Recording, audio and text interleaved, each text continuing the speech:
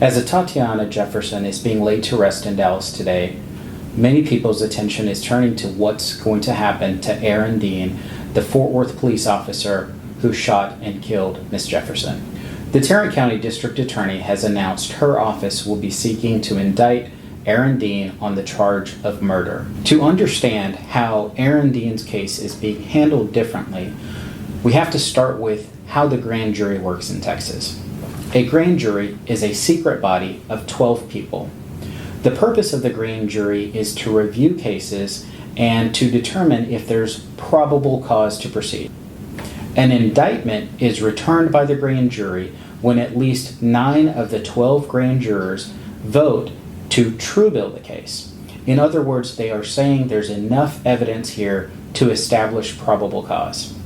The Tarrant County District Attorney's Office has 2 different policies when it comes to individuals who are charged with offenses, depending on whether they're law enforcement or civilians. If you're a civilian defendant charged with a felony offense in Tarrant County, the Tarrant County District Attorney has limited what you may present through your attorney to the grand jury.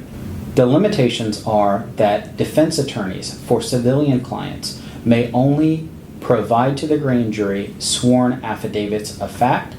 The defense attorney is also permitted to put their client on the stand in front of the grand jury.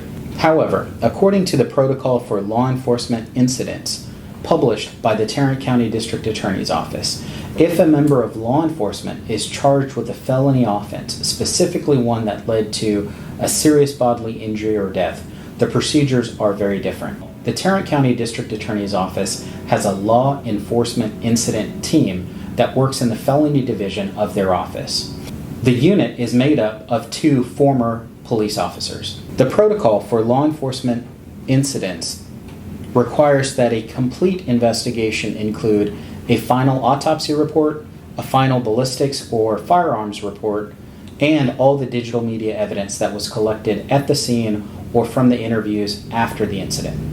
Once that independent investigation is complete, lawyers for the decedent's family, as well as the officer, can, upon request, meet with the Tarrant County District Attorney.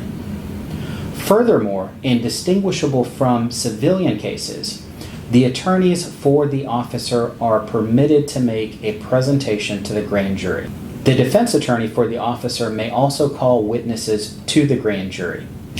Notice the distinction between a civilian and an officer who's charged with a felony offense in Tarrant County. Attorneys for the officers can present materials to the grand jury, defensive materials, mitigation packets. They can call witnesses to testify in front of the grand jury. Attorneys with civilian clients are not permitted to present evidence to the grand jury other than the sworn affidavits of fact, if any, and potentially putting their client on to be examined by the members of the grand jury. The protocol of the Tarrant County District Attorney for law enforcement incidents is that the law enforcement incident team shall not make a recommendation to the grand jury as to whether or not the grand jury should indict the case. In other words, the public statements made by the Tarrant County District Attorney's Office flies in the face of their own written policy when it comes to law enforcement incidents.